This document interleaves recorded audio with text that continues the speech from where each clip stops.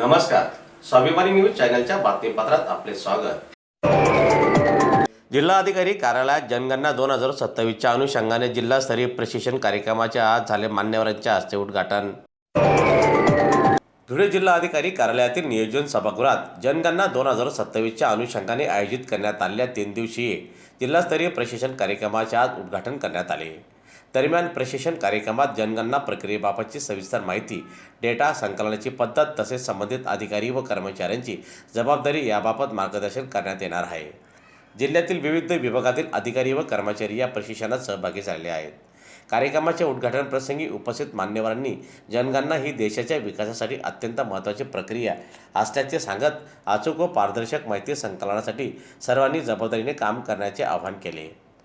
हा 3 दिवस प्रशिक्षण कार्यक्रम पुढील काही दिवसांमध्ये विविध सत्रांद्वारे पार पडणार असून त्यातून जनगणना 2027 यशस्वीपणे राबविण्यास मदत होणार असल्याची माहिती यावेळी अधिकाऱ्यांनी दिली।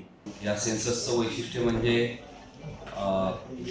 काही लोकांनी गेल्या सेन्ससच्या वेळेस 2011च्या वेळेस पण काम केलं असेल। या सेन्सस लोकांनी याच्या अगोदर काम केलं असेल, ट्रेनिंग घेतलं असेल, काय असेल तरी हे इलेक्शनप्रमाणे रिचान्स इथे नाही आहे। आपल्याला स्टिप्युलेटेड टाईममध्येच आपल्याला हे काम सगळं आटवायचं आहे। दिनांक 16 मेला आपला चालू होणार आहे सेन्सस पहिला HMV हाऊस लिस्टिंग आणि त्याच्यानंतर जवळपास 14 जूनला संपणार आहे। याच्या अगोदर आत्ता जे आपल्याला कामं करायचे आहेत, आपण आत्ता फिजिकल काम केलेलं आहे। हाऊस लिस्टिंग ब्लॉक जे आहे ते आपण फिजिकल ग्राउंडवर आत्ता डिमार्केट केलेले आहे। परंतु कदाचित उद्या असं होऊ शकतं की आपण जो डिमार्केट केलेला आहे त्याच्यामध्ये 800पेक्षा जास्त पॉप्युलेशन होते।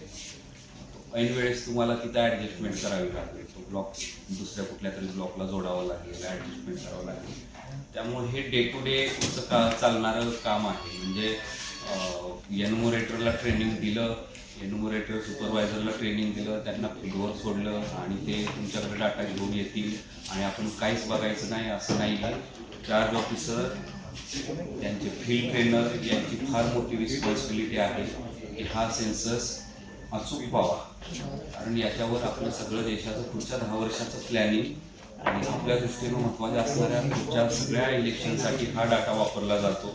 आपण जे प्रगणक ब्लॉक करतो हाच बेस वापरला जातो तुमच्या वार्ड रचनेसाठी, गावाच्या इलेक्शनसाठी, सगळ्यांसाठी। प्रगणक हा कधी फोडला जात नाही इलेक्शन। त्यामुळं आत्ता जे आपण काम करणार आहात ते एकदम डोळ्यात तेल घालून काम करावं लागणार आहे।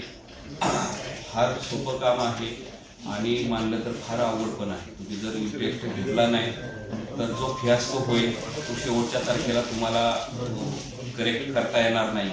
त्याच्यामुळं जेव्हा काम चालू आहे, आता हे ट्रेनिंग संपलं की लगेचच आपल्याला 10 एप्रिलपर्यंत हाऊस लिस्टिंग ब्लॉक आपल्या सॉफ्टवेअरमध्ये फोडायचे आहे।